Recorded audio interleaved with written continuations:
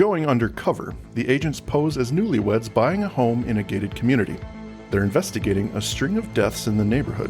When the inhabitants all deny knowing what happened to any of them, a dark conspiracy reveals itself. This is not happening. This is not happening. So much darkness. So much darkness. I don't know about you, but that was pretty awesome. I think so. I think these intros are just getting better and better. Yes. Always be supportive. Always be supportive. Whatever, man. Whatever. Well, welcome back, everybody. Thanks for being here as Mike and I talk about X-Files, all things X-Files, and all things arcades, vintage video games. No. You're misspelling it. It's Arcadia. Did you not? No. I got your email about Chip Screw, so that's what we're doing tonight, isn't it? Oh, no. We're doing the episode Arcadia of the X-Files season 6. This comes after Monday. This is awkward. So I'm going to need a few minutes just to go back and get a bar nap to write some. That 45-minute clip you were talking about using, that's going to be today. That's right. I've got it all set up. I will occasionally pause it, just jump in and offer a few, color commentary. And then just pull back. Yeah, that's what's going to happen. Well, no, that's a little gagaroo. We're ready to go here. We are talking about the 15th episode of season 6, Arcadia. And it's interesting, Mike. These two, the next two we're going to be doing, Arcadia and Alpha, written and directed by none of the usual suspects. No Kim Manners, no Rob Bowman, no Frank Spotnitz, no Siobhan, no Vince Gilligan. None of them. These are all like outliers. Yeah. And specifically, Arcadia is directed by Michael Watkins, who is now an executive producer in the show as of season 6, and written by Daniel Arkin. He has done this. That's all he's done so far. He will go on to do Red Rum in season 8. That's actually a pretty good episode. I like that one. Is it a good one? Okay. I don't remember it offhand, but I'm sure it's going to be great. Stands for murder. I've heard. I mean, I remember from The Shinning. The Shinning. Yeah. But Daniel Arkin he got his start as a story editor for a show called The Others. It's a supernatural show about paranormal stuff that lasted for only one season. And then he goes on to be a co-producer for Alias and Las Vegas, and then this hit show called Suits, for which he wrote 16 episodes. Michael Watkins, he directs 6 episodes of The X-Files. He's already done Dreamland 2 and Tithonus, and he'll go on to do a fan favorite, X-Cops. Oh, boy. So that's another good one. Theoretically, it's going to be a good episode. I think so, but I'm sure you'll have something to say about it. Well, it wouldn't be a show. It wouldn't be. This is not happening another X-Files podcast unless Andrew dropped trow all over the episode. Yeah, that's right. Well, and it's on brand for this episode, given this is a garbage episode. Oh, gotcha. Look at that. In fact, the main monster for this, he got a couple of nicknames. Do you see what some of his nicknames are? Golem? The monster. Yeah. Or you don't know his actual production nickname. Oh, no. I didn't look that up, no. Gumby on steroids. Mr. Butterworth. Excellent. Fecal Fred. Okay. And the Shit Monster. Yes, I nailed it. Yeah, good ones, eh? I like it. I would probably stick with Shit Monster. I think it's pretty apropos of what we're looking at. He's in good company of the host, Fluke Man. Well, it's funny. I was just thinking that because at the time, I think we both thought that Fox made them reel back on the sewage water that was ostensibly present. That was water they were in. That was in no way gross water. You didn't look at that and go, ooh. No. And similarly in this one, I think that they could have gotten a lot more brown. They went black, Yeah. I don't know what they were going for in terms of monster design. I never thought of it as Shit Monster. I really thought of it as like garbage because that's what they allude to in the episode. But doesn't look like it. The names they all came up with, colorful names, leads me to believe otherwise. So now I'm second guessing everything. And there's no question that is what they're after, but the look does not necessarily make you go, oh, I know what that is. Right. Well, did you want to drop in to this episode? Did we want to let's plop lay some pipe around this episode? Lay some pipe. I mean, that's not great, but interesting. Yeah, it was all right. That's okay. Allowable. Okay. Well, we open on a well-kept entry gate of the neighborhood of the Falls at Arcadia, San Diego County, California. An SUV pulls up to the gate where the entry machine welcomes Mr. Klein home as he struggles to reach the buttons to unlock it. Driving around, he's greeted with friendly waves from his neighbors as Mark Snow's cheerful music informs us that this is yet another beautiful day in the neighborhood.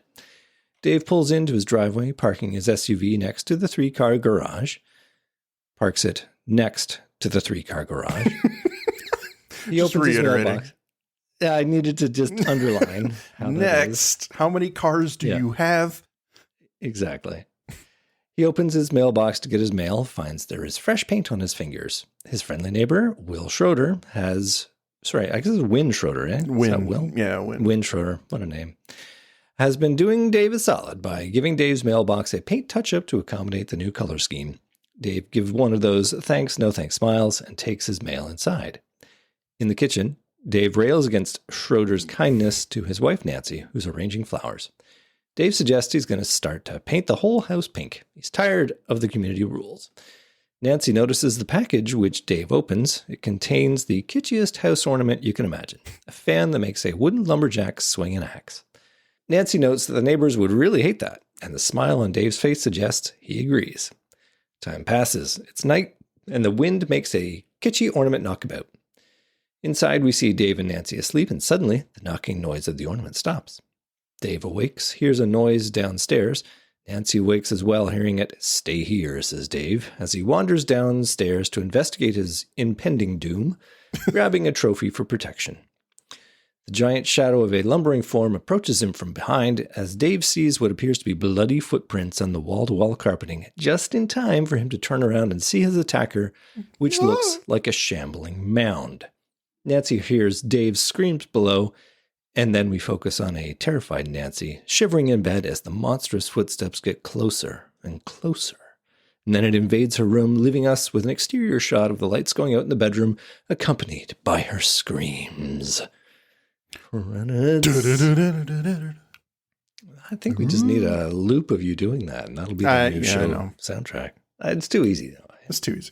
It's fun because I try to change it up just a little bit every time. A little bit of jazz. So did you get a hint? The answer to this is probably a no. But did you get a hint of the brutal death in Home in this? Yeah. Opening? It's a nice callback to that. Yeah. Obviously, Home, you can't touch that. That scene is just really horrifying. Horrifying. Yeah, and just because there's so much going on in that scene. But I'm not going to talk about that scene. Let's talk about this. Let's talk about this one. It is also ran. I mean, it is okay. Mm-hmm. It goes a couple different directions because when you see Win, and he's like, "Hey, neighbor," and the guy goes inside, and he starts to repaint the fingerprints or whatever. He's looking up at the house like he's angry, and it's almost painting, no pun intended, him as the bad guy or something nefarious. You know that there is a connection between the death and the rules. So, right. I mean, I suppose that's the interesting thing is it's not who, because you know who. You know, it's some dark, mysterious creature or thing that is the who. It's the why is the question the episode is going to try and solve. And I guess the why is obvious too. It's somehow these rules and the breaking of these rules is what is going to be the reason that they get killed.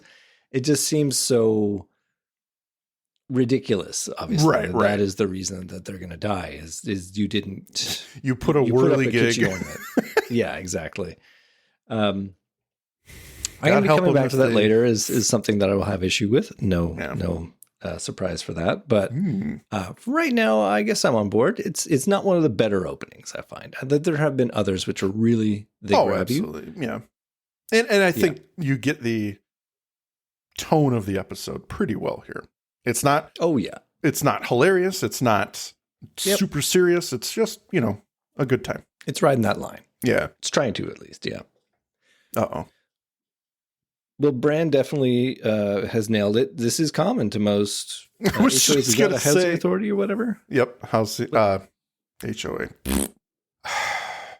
homeowners association. Yes, there. Yeah, thank you, Bran. Yes, I am not surprised at that. They exist to enforce commonality and maintain everybody's resale value. I get that. And this is it plays on the Nazi-esque attitudes of homeowners associations. I almost a long time ago bought a house in a gated community, and I'm so glad I didn't because sweet Jesus, I would have been so miserable. But yeah, no doubt, I would have been murdered immediately. Apparently, Daniel Arkin is writing from his experience here. He lived in a planned community in Greenwich Village. Mm-hmm. His move-in passed by 6 o'clock, and he was fined $1,000. So fucking ridiculous. Yeah. So that was why I would tell them to cram it, which may or may not succeed. Then I would get fined another 1,000. Yeah, that's right. You'd then go on to pay another $1,000. All right. We come back to the house. The legend tells us it's 7 months later. A woman holds a large welcome basket as a moving truck and a blue minivan pull up. As the van stops, out steps Mulder, as we have never seen him, wearing a Lacoste golf shirt and blue sweater tied loosely around his neck. Scully steps out as Mulder is blown away by what he's seen. Wow. Take a look at this. Honey, what do you think? Is this place us or what? You must be the Petries. Hi, welcome. Welcome to the Falls. I'm Rob. This is my lovely wife, Laura. Rob and Laura Petrie. We pronounce it Petrie, actually. Oh. Like the dish. Well, it's so nice to meet you. I'm Pat Verlander. I live 6 doors down. I'm the neighborhood welcome wagon. We're pleased to make your acquaintance, Pat. I really must say, it's already 10 after 5. I don't think you're going to make it. I'm sorry? The 6 o'clock cutoff. All move-ins are required to be completed by 6 p.m. It's in the CC&Rs. It's one of our rules. Well, that'll give you the opening flavor of what we're up against here, the CC&Rs. Mulder and Scully, Rob. Oh, please. I was just going to say those time limits are nuts, especially for moving in. Well, you start in the morning. You don't come in at 5. What were you thinking? Right. I think they have a hint. They have an idea of what's going on here. You would think they would be planning in advance, but I mean, Mulder is the one who came up with the cover stories and probably put this all together. So it's like the dish. It's like the dish. It's so good. So Mulder and Scully, Rob and Laura, check out the inside of the house and remark on how well cleaned it is. Pat is cagey as she doesn't pick up Scully's request to know where the former owners have gone. We have a few introductions to neighbor characters, Win Schroeder, his wife Cammie, and Big Mike. It's all hands on deck as the entire neighborhood has turned out to get Rob and Laura moved in before 6 o'clock. There's a moment of tension as Mulder wants to set up his basketball net on the driveway. Win notes that this is against community rules, so he manages to convince Mulder it needs to go in the garage. Eventually, 6 o'clock arrives and the Petries have been moved in. They slip out of character, pulling on latex gloves, and proceeding to search the house for signs of any evidence concerning the whereabouts of David and Nancy Klein, or more likely, foul play concerning their disappearance. As Mulder pulls up the carpet, Scully turns on her Sony camcorder, documenting the scene and helpfully recapping the plot. Bullet points here. David and Nancy Klein disappeared last July, the third such couple to disappear since the community was founded in 1991. Local police have found nothing, and a community of neighbors have professed ignorance to the disappearance, apparently going undercover as prospective, quotes included, Homebuyers was Skinner's idea, and Mulder got to choose the names Laura and Rob Petrie. Now, Mike, I ask you. Yes. Why is Scully documenting information they already know?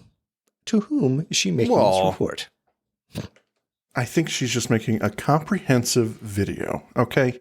She wants the case to be 100% encapsulated in case, someone wants to watch it later and get the whole flavor of what they've already discussed in the meeting. They can't read the case file. No. If they don't have the case files, she's going to mass produce the video here. Sell it. It's just going to get leaked and sold for $19.99. We have burgeoning internet here. So she's going to make some dough on the black market of FBI file videos. It's going to go onto that novel new website, YouTube. Yeah, not the wedding night video that Mulder suggests. Or honeymoon video. Yeah, that'll be later. Just wanted to note, Abraham Ben-Ruby, who plays Big Mike, people may recognize him as Jerry from ER. I know. I think we have a connection there because Michael Watkins might have directed stuff for ER, actually. Well, that could very well be. Yeah. I don't think Daniel Arkin did anything for it, but we're going to find of the non-Rob Bowmans, Kim Manners, and regular writers, the sort of one-off people that come in, they all float around a group of shows that were developed in the early aughts. Alias, Angel, Blacklist.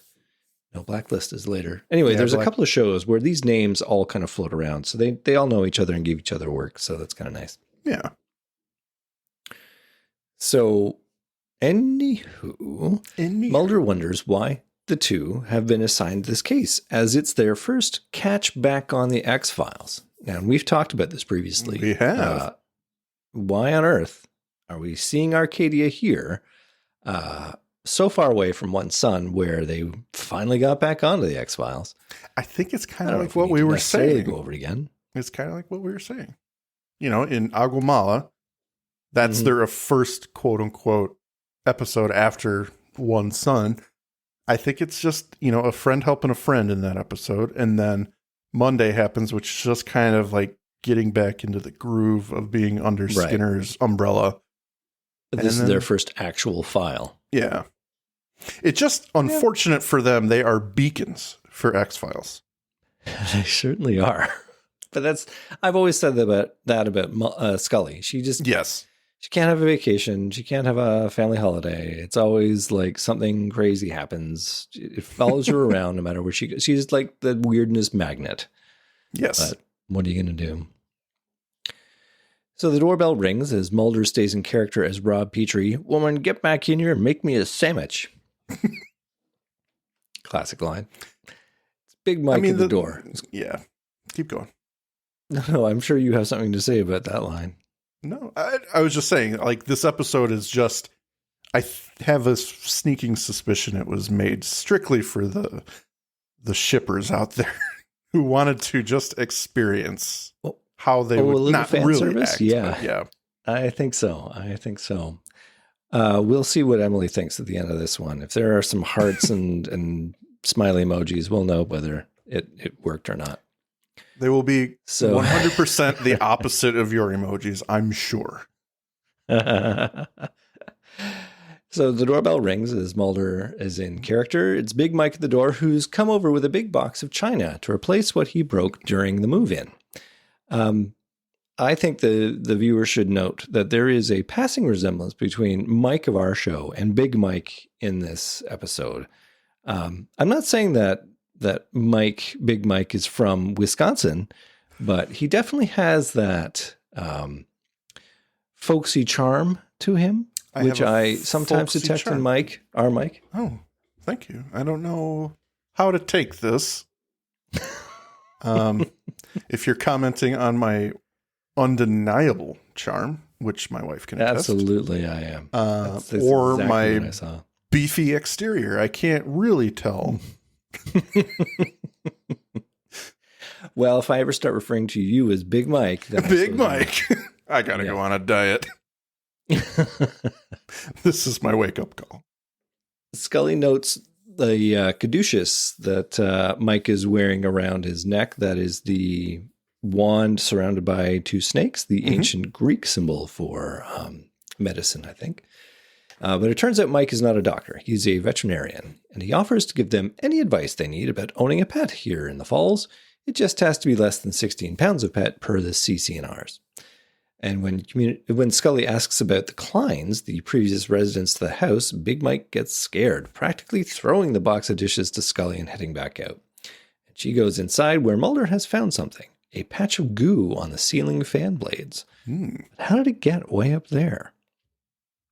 Now, do you think they actually had someone shit on set and just kind of put it to some random places? I would. I think that's exactly what they did, just so they could get in character. Yeah, the realism. It's all about getting in character. Yeah, I think that would in no way cause a problem for the show. Something smells. Cut. What is that? Did somebody shit on the fan? Someone shit on the fan? I did. Well, I'm doing it for the show, guys. Method? It's interesting later on. Scully will come back with a lab report to tell us what is in this. And it lists all the things and totally skips over any mention of poop. It is all like, everything but. Like, yeah, it sounds, not nice, but it's like nothing you wouldn't mind wiping off. Anyway, you'll get there. There is zero reference to poop. So I think Fox was pretty clear on this. No more poop monster. We're not having poop monster.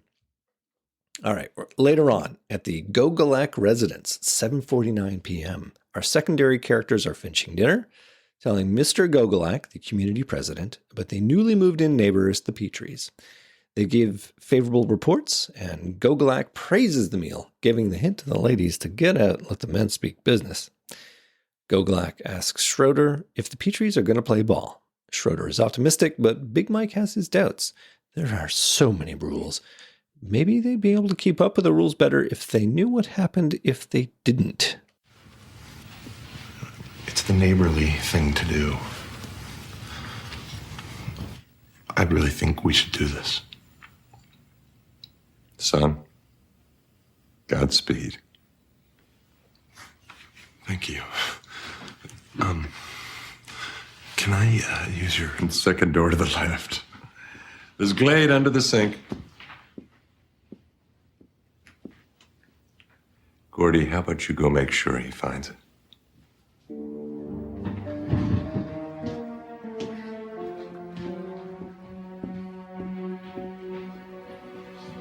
Gene, I can talk him out of this. When?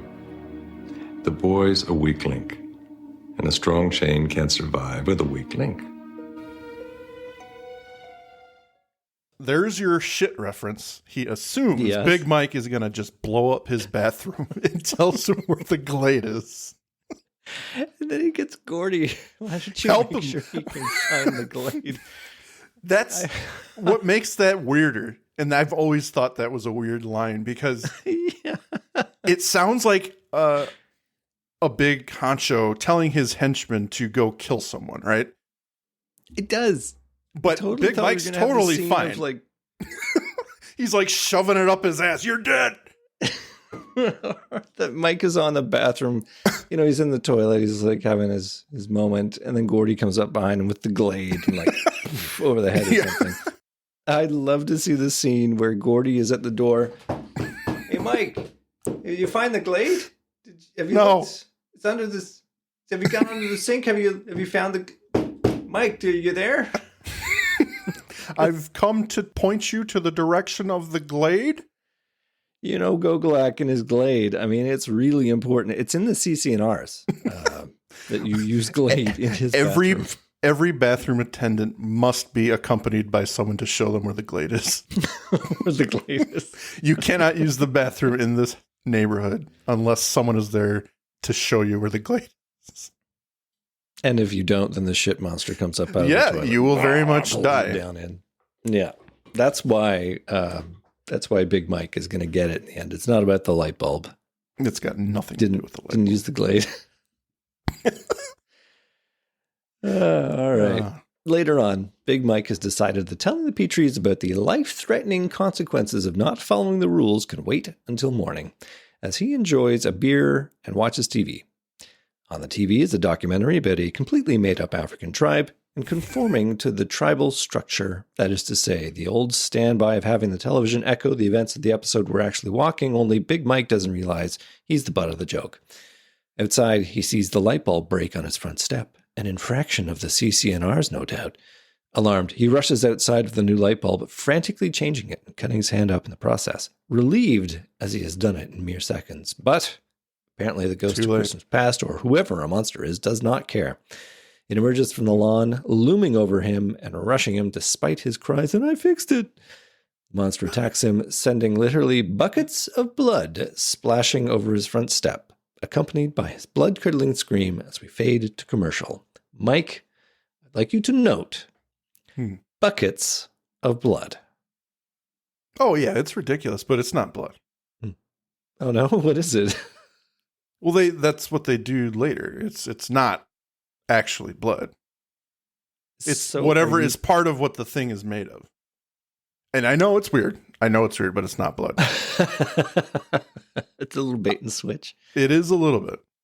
Because he's very much alive by the second half of the episode. Exactly. So. Exactly my point. Because if it was blood, he would be dead. I'm sorry. That is like 4 pints of blood that splashed out there. It was a lot. It's very evocative. They wanted you to really believe he was dead. Oh, yeah. He gets better. I will say this about this episode. The deaths are mortifying, which I suppose is the ultimate word. But like in terms of how they make it work, how they show it, how they imply it, they don't show it to you. It happens. All of this happens off stage. Yeah. But the way they scream, the thuds that these people have, impacting on their body, and at the end, what you see happen to Gogolak, whatever. Like it's gross in a way that you don't usually see. Like even Home is probably the closest we've been to this. And I would attribute that. Are you talking the gore or so much or the perceived gore? Implied perceived gore. It's not even actual gore. It's in a sense more horrifying because you don't necessarily see it. Like this moment of seeing the buckets of blood fly, that's about as bad as we've seen. Right. Everything else is just implied with sound and sort of velocity of damage, but it has an intensity that affected me. I was impressed. I view it as another element of the mood of the episode. It's lighthearted, so they're going the extra step to give you the happenings off screen with a lot of sounds. So it's almost comical, but not really comical. Like the thudding, the thumping of the creature walking is very much the same sound, just over and over. Very loud, very kind of not obnoxious. It's not overbearing or anything, but the sound effects kind of take over, like you're saying. And I view that as more of like a comedic element, even if it's not supposed to be. It's just, I just view it as like part of the formula for maybe a lighthearted episode of the X-Files. Where they use much less visually than maybe they would in a horrific episode. Well, I think that sort of goes hand in hand with the monster design, because I think that they had some problems putting it together. I'm sure they weren't getting kind of what they wanted, so they did an effective thing, which was show less of the monster. Show it in cutaways and shadow, and you never get a good look at it, and it makes it much more effective. Exactly. So kudos to them for doing that, because I think it is probably more effective than showing us something that doesn't necessarily work well. Yeah. So what we know about the creature thus far is it travels underground and emerges from the lawn. It does not like it when rules aren't followed, but apparently it's kind of flexible on when sanctions get applied. Otherwise, I am. Yeah, that's probably the hardest part for me for the episode. Not very consistent, because there are points where I feel like the monster should have showed up a little sooner. Oh yeah, based on how fast it killed Big Mike. Well, we're gonna see pretty soon that it'll give Rob Petrie a few, a few gimmies because he's new, I guess. You're new. It's all right. First day. That's a demerit. But that is, if there's anything that they could have teased out to make this a better episode, I'm not sure at the expense of what, because you probably need everything else. It would be to show the link more between Gogolak and the monster, and that you can see that it is, in a sense, a human monster. He's willing to give people the benefit of the doubt until they completely demonstrate that they are not willing to be a part of it. Yeah. Because that, I think, is the answer. That's why, it's not just you violate one rule, you're dead. It's, you have to show that you're not willing to be a part of the community, that you're not willing to bend. Mm-hmm. And that's been the problem with the other people that got disappeared. So yeah. The other question I have, and I realize I'm delaying getting back in the episode, but it'll be worth it. Will it? My question is this. How is the undercover investigation better than a regular investigation? Well, I think I would imagine they have some, like Scully announced in the beginning, when you found issue with her recording the same information they already had.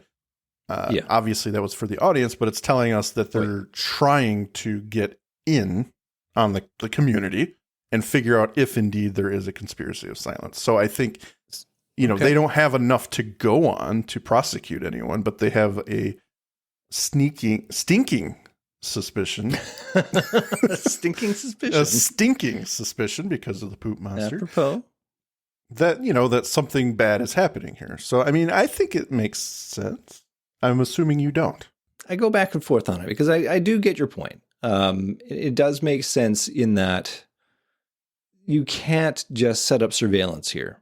It is not like a regular downtown where your suspect's house is here and you can just rent the apartment across the street and put a camera in place and just watch. You can't do that here because these are all privately owned houses. You can't get into the gated community without owning. So I guess I kind of get it from that point of view, but I feel like there's a lot of basic investigation we don't see here that would probably uncover the fact that, no, it's probably somebody, you could probably point the finger fairly easily at some of the people in this place. Okay. But I'm not going to dwell too long other than just like the reason is they wanted it to be this way. The writers wanted it to be this way. So they conjured up this fact scenario that made it work. They wanted them to act, to pose as married people because that'd be funny. And for the most part, it is funny. I'm okay with that. It's that time, everyone. The Magus Media Production sales pitch. Please check out our homepage at magusmediaproductions.net so you can stay up to date on all of our shows. Check out our Facebook group, facebook.com/groups/Magus Media Productions, both of which have our Discord link on it, where you can join us for live shows as we record them for future release. At Magus Media Prods on X, our Patreon, patreon.com/Magus Media, where a $5 donation will help us keep the lights on and bringing you new content, and you get some stickers. Thank you for your consideration and support. All right. Shall I vamp some more and delay us, or do you think it's time? You go ahead, sir. Okay. I've heard your complaints. They've been logged for the record. They've been logged. After the commercial, we see a visibly affected Win Schroeder spraying the hose on Big Mike's front step, washing away what I assumed was blood. Mulder and Scully arrive with Big Mike's big box of dishes, narrowly avoiding getting sprayed by a absent-minded Schroeder. Apparently, Mike has had to leave on business for weeks at a time, and Mike does not volunteer what that business is. Schroeder pivots by inviting the Petries for dinner at his house tonight, to which they agree. And as they're leaving, Mulder asks Wynn who she should talk to about his basketball net. Mr. Gogolak, was it? And the look on Schroeder's face tells us all we need to know. Rob Petrie is not playing by the rules, and there will likely be another disappearance he'll have to mop up in the future. Yeah. We cut to Gogolak's living room as he goes through the CCNRs for anything that would allow the basketball net, and there's nothing. It's not allowed. Gogolak's position is clear. You let this one thing slide, the next thing you know, everyone wants special dispensation, and you've got anarchy. Gogolak is proud of the system. Sorry, did you? No, go ahead. I was just commenting on his attitude towards a basketball hoop in the driveway. Yeah, God forbid you have kids in this neighborhood, right? Sweet Jesus. Yeah. Gogolak is proud of the system. The Falls is one of the top-ranked communities in California. Mulder comments on the decor. Gogolak confirms that most of it is from Nepal and Tibet. He runs Pier 9 Imports, collecting it from one of his twice-annual trips to that part of the world. And next up, it's dinner at the Schroeder's, where they are all having a lovely time. So, where'd you two meet? It actually was at a UFO conference. Flying saucers. Interesting. Wouldn't have thought you folks would have been into that. Well, it's not me so much as Laura. She's quite the new ager. I mean, she's into those magnetic bracelets and crystals and mood rings, what have you. I mean, she's, God bless her, she's a sucker for all that stuff. Well, I wouldn't have guessed that, would you? Mm-mm. No kidding. Yeah. You know, when you told me this morning that Big Mike was out of town on business, I don't think that's true. You know? No, because we called his office, didn't we, honey? We did. Yeah. We're thinking about getting a dog. So I wanted to call him and ask him his advice, whatever, and see if maybe his office had a forwarding number, and they said, That he wasn't there. They didn't know where he was. Yeah. Do you know where he is when? Really couldn't tell you. It's got to be something really freaky-deaky, huh? I mean, for him to lie about it like that, maybe he's got some wild secret life going on. But every community has its dark underbelly, don't you think? We don't have any underbelly. As far as I'm concerned, this community is the American dream. I'm sorry. I realized that it's past time that I walk Scruffy. Would you like some company? Yeah. Wow, that dinner party got awkward real fast. Yeah. It would not be a gated community without a dog named Scruffy. And what an ugly dog it is. Do you know that breed of dog?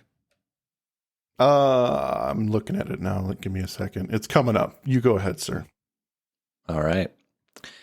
Scruffy walks with Cammy and Scruffy walks. Nice. Scully walks with Cammy and Scruffy. Scruffy, Scully, it all goes together. Where a clearly traumatized Cammy is non-committal about whether the Falls is in fact the American dream. They've walked past Mike's place twice now. Is Cammy worried about him? As if to divert us from the plot, Scruffy chooses this moment to run off, actually dodging into the sewer drain to elude the women.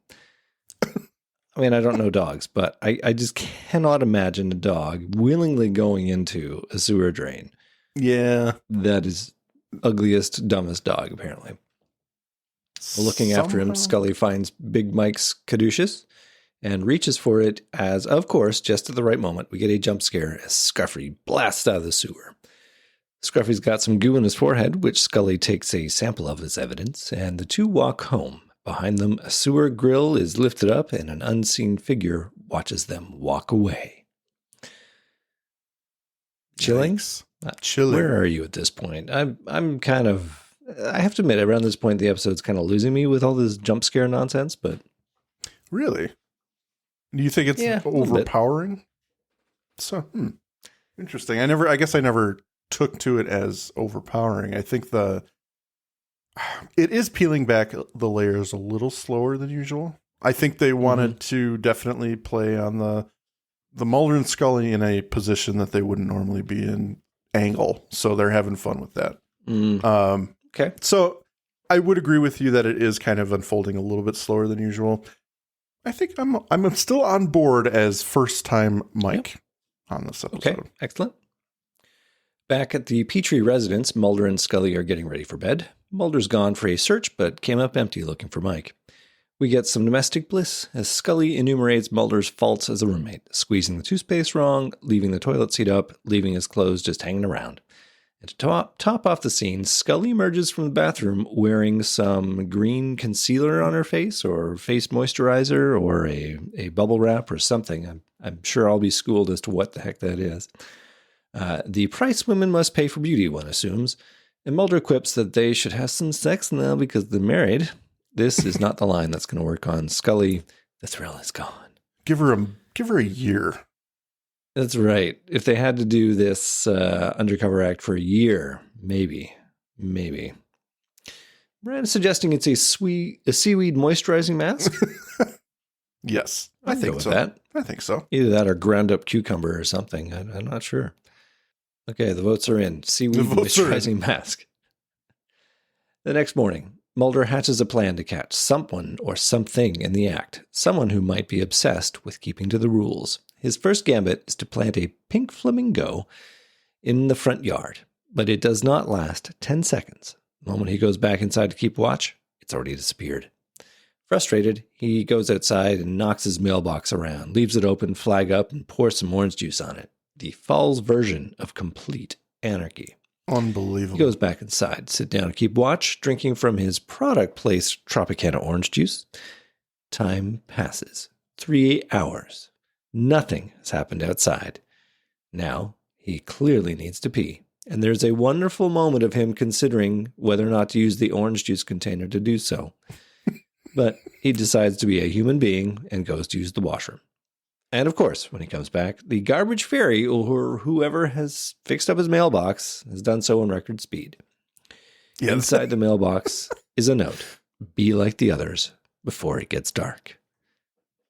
So Big Mike is watching out for him in superhuman The Flash fashion. Yeah, this is the moment for me. Episode lost. Okay, because I didn't even consider it was Big Mike. At that point, I was still thinking this is somehow the monster. the no, monster. Don't make me kill you. I could see him through Gogolak being like, no, pink flamingo, no go. Shh, pulls it straight down through the ground. But like fixing the mailbox, cleaning it, and writing a note on the paper and folding it and putting it in there. Yes. How did he write? Without getting and if it was Mike too. Even, how does he write the note without getting the shit on the paper? Yeah. Unfortunately, that the scene is cartoonish. It's cartoony. It's great TV. It is great TV to watch. But when you look at it for 2 seconds, you're like, wait a minute. But how? Well, he is a doctor of some profession. He's a vet, so they always have a pen. They always have a pen and a pad of paper, and a like tweezers, tweezers to keep it separate. Yep, absolutely. So, all right. I mean, this is 100% believable to me still. Oh, for sure, absolutely. For sure. 10:37 p.m. Wes and Cammie Schroeder emerge from their house in response to Mulder deciding to break the rules and shoot some hoops on his basketball net. Cammie begins to lose it, pleading with Wes to go get Rob Petrie to stop. Will stomps over and grabs Mulder's basketball, starting to lug the portable net back in the garage while Cammie looks on in horror. Hey, Win, want to play horse? What the hell are you doing? I do, huh? What are you doing? Damn it, Rob. Get off of it. Help me get this thing inside. Why? What's going to happen if we don't? Fine. That's what you want it?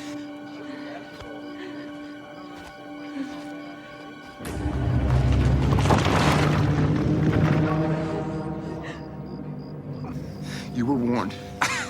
Warned about what?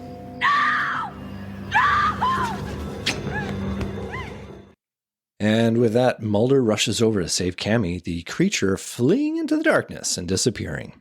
As Mulder searches for the intruder, Cammie and Wynn are shocked to see that the light bulb in the front step fixture has broken, a clear warning of their impending doom, and we fade to commercial. Oh my God. Would you like to play a game? Would you like to guess what my 3 questions are in response to this scene?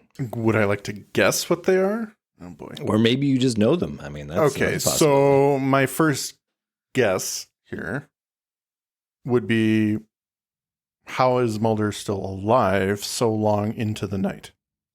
Yes, that is we're pretty close to my question. Yeah. Okay. Where does the monster go? Why does it run? Dual Yes. edged question. Yes. And yes. then, why does it flee? Yes. Okay. And then, oh, wow, I'm doing better than I thought. You're doing 2 for 2 so far.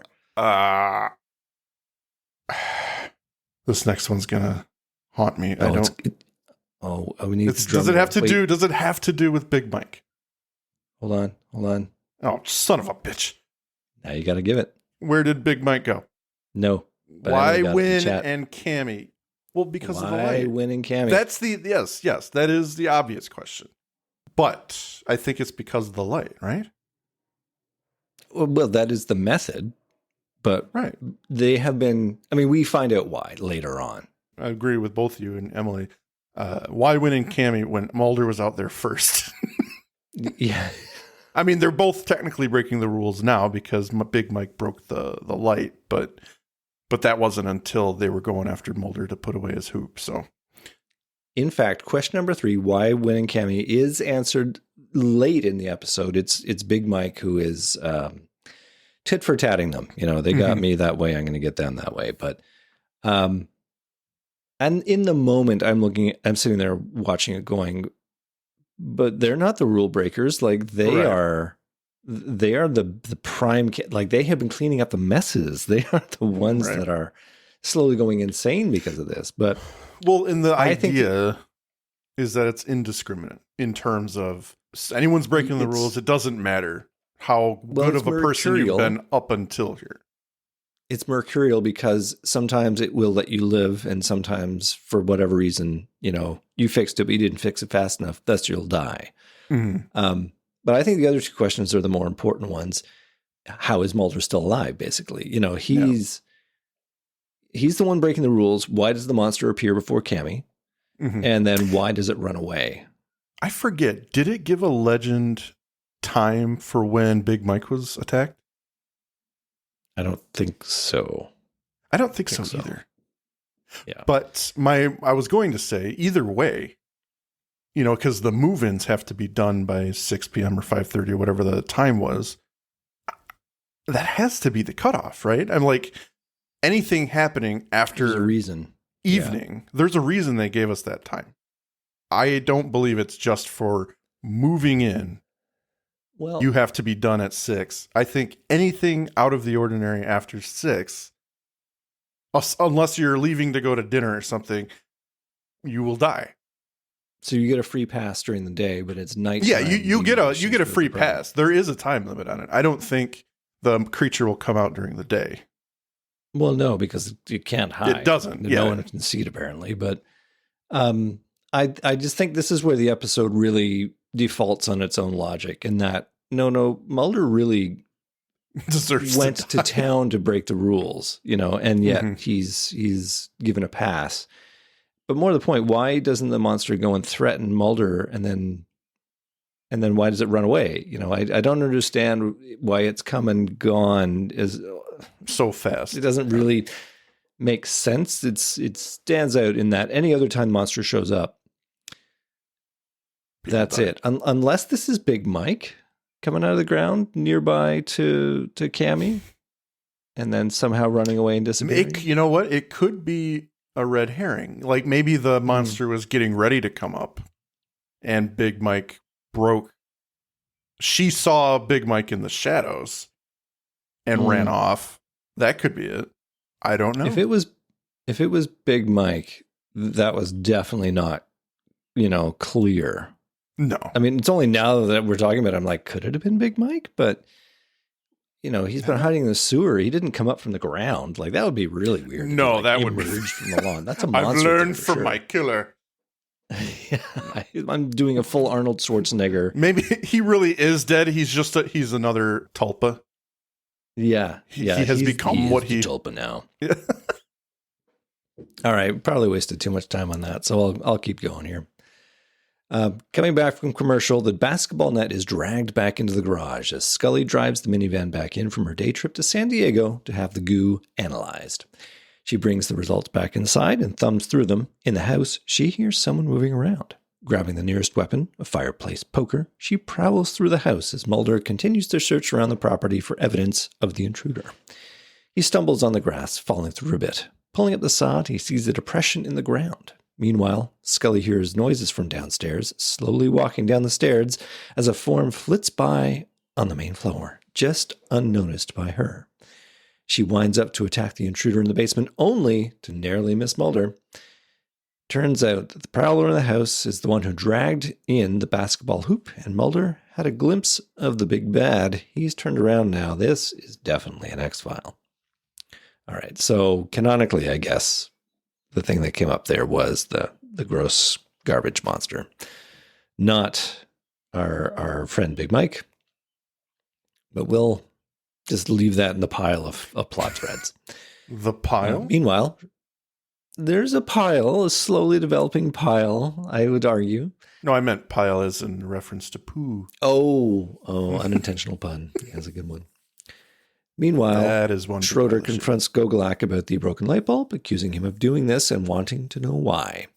Gogolak denies that it was he who did it, but it looks like Gogolak's made his mind up about the Petries. Mike, it only takes one rotten apple to spoil the whole bunch. Yep. Time is up for our friends Rob and Laura Petrie. We cut to Mulder, digging in the sod outside the house, and he shows Scully what's underneath, a loose section of ground which Mulder posits the creature uses to travel. Scully is, of course, not on board with this. Inside, she goes over the lab results. These are the lab results from the San Diego PD. First of all, the stuff that we found on the fan blade, the dried blood and scalp hairs, it's neither. The blood is predominantly ketchup and brake fluid, and the hairs are bristles from a scrub brush. And the same goes for the sample we found on the dog's muzzle. It's coffee grounds, eggshells, and motor oil, with about 50 other constituents, with a little mercurochrome for color. In other words, Mulder, it's garbage, which makes perfect sense because this entire neighborhood has been built upon an old landfill. A landfill? Mm-hmm. We found this stuff everywhere because it is everywhere. It's just beneath the topsoil. And that protrusion in the front yard may occur from the venting of methane gas. But, Mulder, I don't see how any of this has to do with the disappearances that we're investigating. Oh, it does. Somehow it's one and the same. The Kleins? Yeah. What if they're still here? I mean, buried in the yard? Well, once we start a forensic excavation, our cover's blown. So they decide to start a forensic investigation, using a backhoe to start digging up the front yard. The neighbors look on, and Pat Verlander rushes over, apoplectic. Is he insane, putting a swimming pool in the front yard? But it's not a swimming pool, insists Mulder. Rather, it's a reflecting pool, and there is no CCNR against it. He checked. He waves to Gogolak and Schroeder, who look on from a distance, unimpressed. Gogolak fumes. Let him dig his own grave. So I would love to see if this was the tulpa just kind of tilts and can't process that it really isn't technically a violation, can't kill, and he just shuts down. Yes, he has an aneurysm and dies. Yeah, that'd be. Frankly, I hope that they wrote up the entire CCNR for the props team. You know, just that they'd have it for later. Yes. And some of the dumb rules they have. That would be a good time. Well, time passes. It's nighttime and work is over for the moment. Scully comes out to check on Mulder, who is still working in the hole, but the Kleins aren't down there. As the dejected Mulder starts to climb out of the hole, he catches sight of something in the teeth of the digger. It's the kitschy house ornament from from the opening part of our episode, and we now see something we didn't before. The ornament is from Pier 9 Imports, which we know is owned and operated by Greg. Or no, his name is Gene. Mr. Gogolak. Yeah, Mr. Gogolak, but apparently his first name is Gene. Mulder asks Scully to bring in the FBI forensic team. They need to dig deeper. Meanwhile, Mulder is going to visit Gene Gogolak. Scully does go inside while Mulder heads off, and the camera tracks back into the hole where we see a pile of wet sludge begin to bubble. Soon a monstrous hand emerges as we fade to commercial. Mm-hmm. So this is it. We're coming in for a landing here. The trow's about to drop. Are you ready for this? I'm ready for the trows to drop. Okay. Back inside the house, Scully calls the FBI for her forensic team, but she decides to call back when she hears something big lumbering around outside. Inside, she climbs the stairs. Scully goes for her gun in the top drawer, but it's gone. Nothing but a holster, leaving her particularly vulnerable. She backs away from the door and, in a classic jump scare moment, retreats into the arms of Big Mike, who is not as dead as we thought, but looks like he's been smacked around and rolled in shit. He tells her she has to be quiet. It's coming for her. And proceeds to put light cardboard boxes in front of the door so as to stop the giant monster from coming inside. And since it's the last 5 minutes of the episode, we get a bit of an exposition dump from Big Mike, which I will bullet point here. The monster's name is the Ubermensch. Yes. One of them. Go with that. Yeah. One of them, yes. No, the canonical name, not the cast nickname. Not the cast nickname. Yeah. Apparently, the Ubermensch is the homeowner's fault. They, quote, asked for it, and now we can't stop it. Okay, they really don't go into detail on that. I probably don't need them to.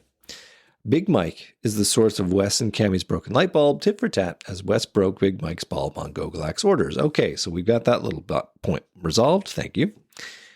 Big Mike has been hiding in the sewers. Look like absolute hell. Yeah.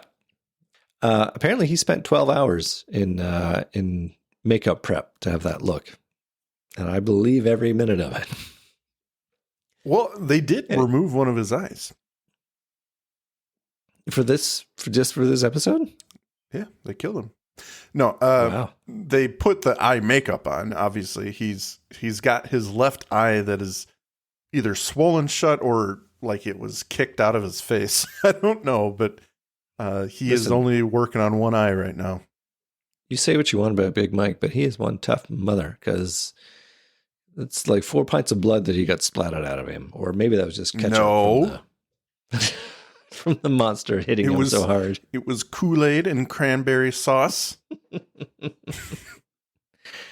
Anyway, it's time for some goddamn action. So Big Mike shoves Scully into the closet and bars the door with a chest of drawers. And we save on practical effects by having Scully's POV as the monster crashes into the room, and we get fragmented images of Mike shooting, the monster smashing into Mike, and we cut to Mulder arresting Gogolak. And dropping the second part of our necessary exposition, Mulder identifies Gogolak as responsible for the client's disappearance, but Gogolak rightly notes the inanity of Mulder's assertions. To wit, Mulder thinks Gogolak has summoned a tulpa, a Tibetan thought form, a living, breathing creature willed into existence by someone, which Mulder assumes Gogolak has picked up from his excursions to the, quote, Far East. And that further, Gogolak can't control it, he can only summon it and stay out of its way. Mulder takes Gogolak back to their digs and handcuffs Gogolak to their mailbox, going inside to look for Scully. And, I'll just note, I did not use the term Mulder's superpower once in that whole business. Well, you just negated it. No, I needed to underline it so you knew. Negated it. You've said the word. And not only have you said the word, you said Mulder's superpower. I said both the words, exactly. Try again next week. It's funny you mention because it comes up in Alpha. Anyway, Mulder finds Scully in the closet, surrounded by the devastation in the bedroom. Worth noting, no obvious body of Big Mike, so maybe he survived this one too. He very much could have. Or he was consumed. The sequel. I think he came back. There's going to be a Arcadia Part 2. I think that's definitely going to happen. Tulpa, TWOLPA. That's right. Outside, Gogolak asks Schroeder to help free him, but Cammy convinces him not to. He deserves what he gets. Ooh, Cammy's cold now. About time. Cammy and Wynn retreat to their house, leaving Gogolak to his fate. Inside, Mulder and Scully hear Gogolak scream as he's attacked by the garbage man. Mulder leaving Scully trapped inside so he can go see what's going on. Outside, he sees the garbage man beating the living shit out of Gogolak, who falls to the ground like a bloody sack of potatoes. The shambling mound of garbage shambles towards Mulder, but as Gogolak breathes out his last breath, the inhuman figure collapses into a brown mess at Mulder's feet, Scully arriving just in time to miss the Snuffleupagus. Well, there's a big action sequence. Yeah, got any thoughts about that one? I like it. It's a lot happening in a short period of time, but it successfully, and I do think it's pretty successful, goes from a Scully action scene to a Scully Big Mike action scene to Mulder talking, and then they kind of converged the two into one. I'm happy with the way this one turned out. I think it was pretty good.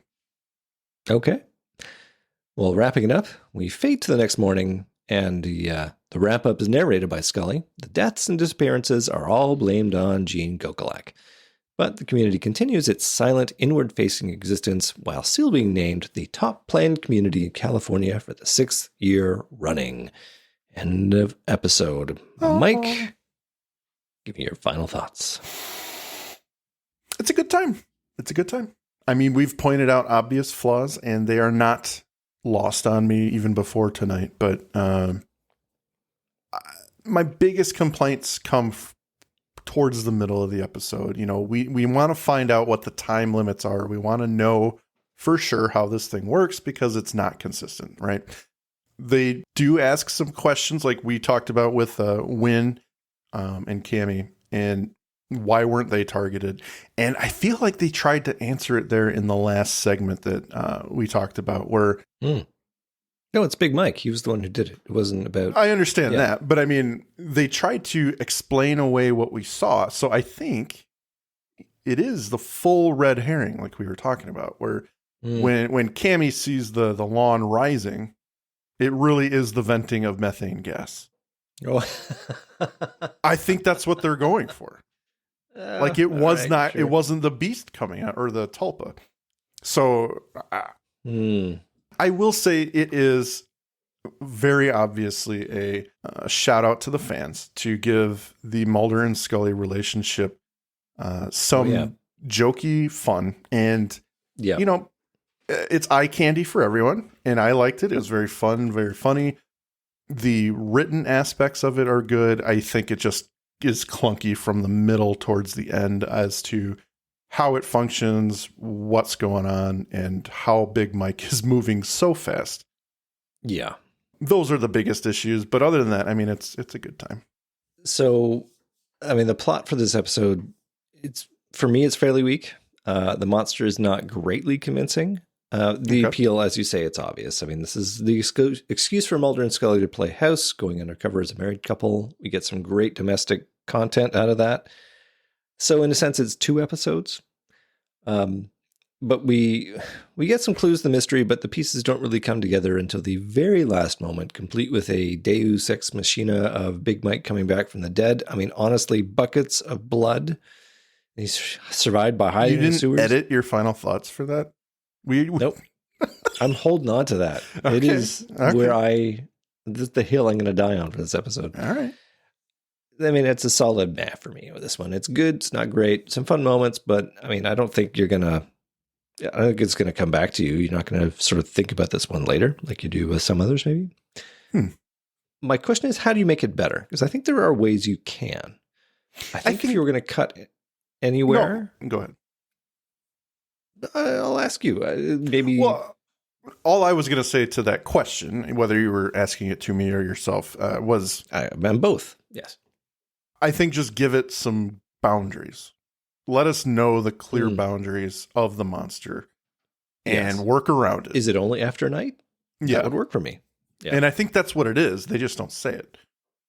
And with the fact that the varying times of night, Mulder is somehow able to get away with dragging a basketball hoop out there and play some hoops before there's even any question that he's going to get killed. Whereas Mike, maybe I would say at the outside, it took him 2 minutes to find a light bulb and change it, right? Mm-hmm. Mulder had to drag that thing out. Yes, it's got wheels on one side, whatever. But he's in the middle of shooting hoops.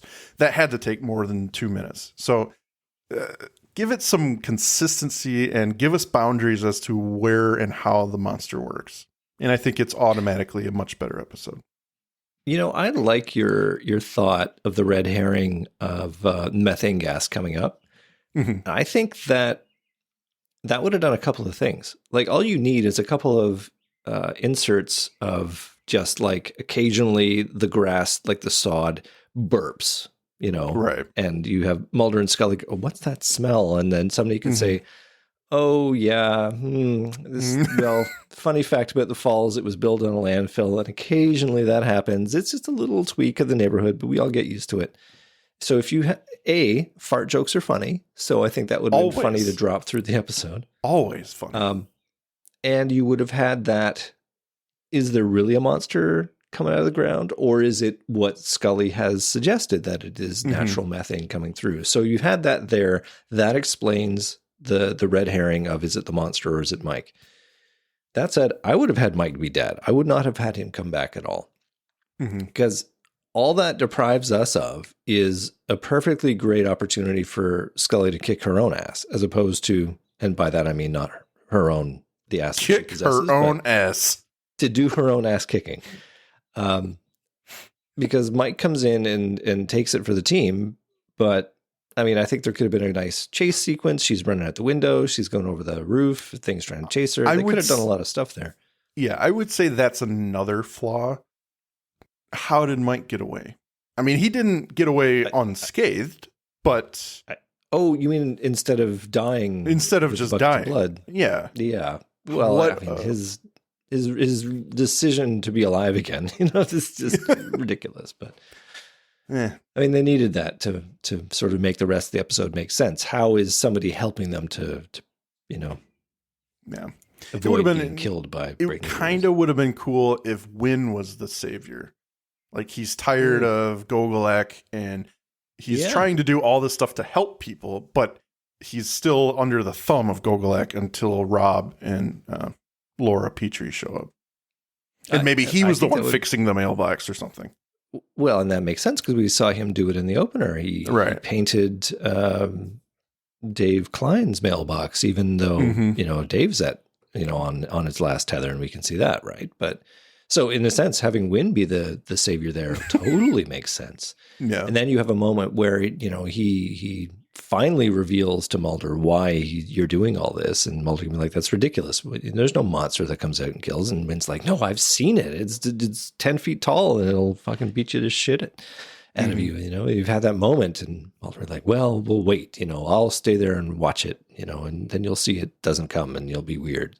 You'll be weird. And then it does. Yeah. But we don't get that. We get this instead. And it is what it is. It's got, as you say, it's got some moments. I think there is room for a better episode in there. But, what are you going to do?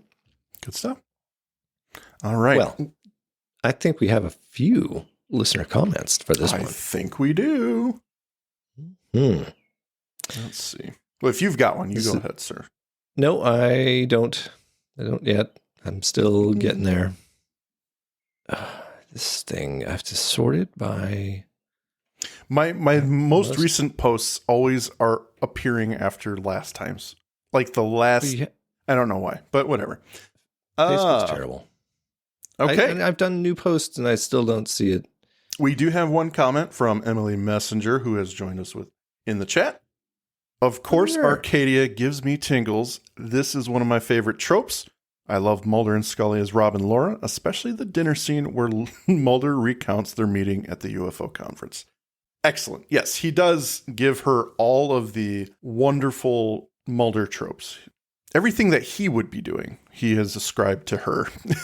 And of course, that works because Scully's the straight person in that, comic relationship. Mulder gets to be the wacky one, and she just has to sit there and take it. It's great chemistry. It's probably my favorite thing about the episode. The rest of it is I could take it or leave it, but I think Emily could take or leave the rest of the episode too. I think that she makes this business better. Well, Bran here in chat says there are no flaws. Perfect episode.